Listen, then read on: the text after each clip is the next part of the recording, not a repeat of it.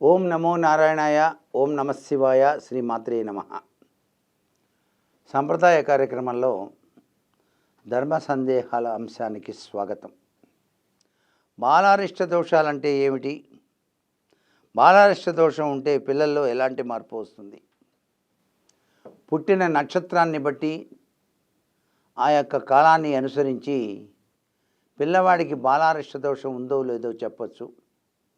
చంద్రుడు గనక వీక్గా ఉంటే, నక్షత్ర రీత్యా సరిగా లేకపోతే బాలారిష్టాలు ఉంటాయి. ఇవి 11 ఏళ్ల వరకు కూడా ఉంటాయి.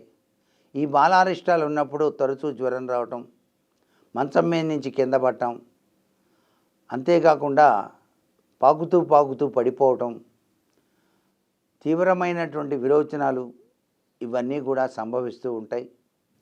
వీటన్నిటి నుంచి రక్షణ కోసం బాలారిష్ట దోషాలు రాకుండా ఉండటానికి శివార్చన మించింది ఏదీ లేదు. చంద్రజపం అనేటువంటిది తప్పనిసరిగా ఆచరించాలి. చంద్రజపం చేసిన తర్వాత శివాభిషేకం చేయాలి. చంద్రజపం ఆచరించేటప్పుడు కూడాను పిల్లవానికి ఆ తీర్థాన్ని తప్పనిసరిగా తాగించాలి. ఇలా చేసినట్లయితే బాలారిష్ట దోషాల నుంచి బయటపడటానికి ఆస్కారం ఉంది. తెలియకుండా నీటి గండాలు అనేటువంటివి రావటం, నిప్పు పట్టుకోవడానికి పోవటం, ఇట్లాంటి విచిత్రమైనటువంటి పనులన్నీ కూడా ఆ చిన్నపిల్లలు చేస్తూ ఉంటారు. బాలారిష్టాలు ఉన్నటువంటి వాళ్ళు ఉన్నట్టుండి జ్వరం వచ్చి కళ్ళు పైకి అలా చూడటం జరుగుతుంది. అప్పుడు తల్లిదండ్రులు చాలా బాధపడతారు. అమ్మో ఏమైందో కదా అని. భయపడాల్సినంత అగత్యం లేదు. శివనామం చేస్తూ చంద్రుడికి నమస్కారం చేసుకోండి. వెండి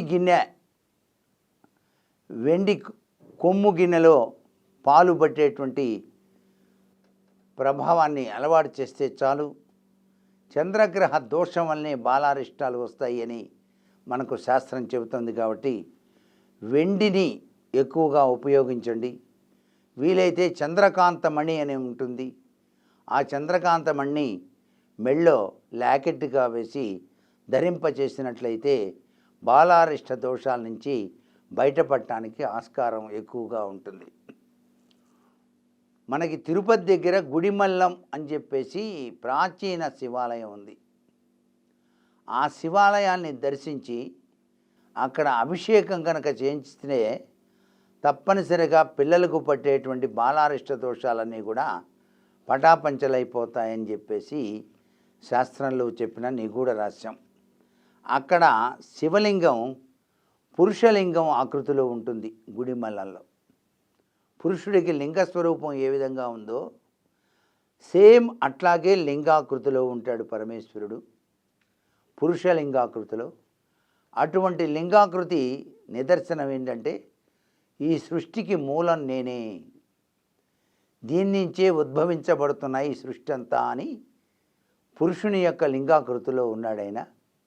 ఆ లింగానికి కనుక అభిషేకం కనుక చేసినట్లయితే ఆయన యొక్క అనుగ్రహం వలన బాలారిష్ట దోషాల నుంచి త్వరగా బయటపడటానికి ఆస్కారం అత్యధికంగా ఉంటుందన్నమాట. అంతేకాకుండా పిల్లల యొక్క నిద్రించే ఉయ్యాల్లో చిన్ని ఉల్లిపాయ రేఖ తల కింద పెట్టడం చాలా మంచిది. వెల్లుల్లిపాయ అద్వితీయంగా పనిచేస్తుంది, ఎటువంటి ప్రమాదాలు కలనీయకుండా. అందుచేత ఈ విషయాన్ని చెప్పడం జరిగింది. సర్వే జనా సుఖినో భవంతు.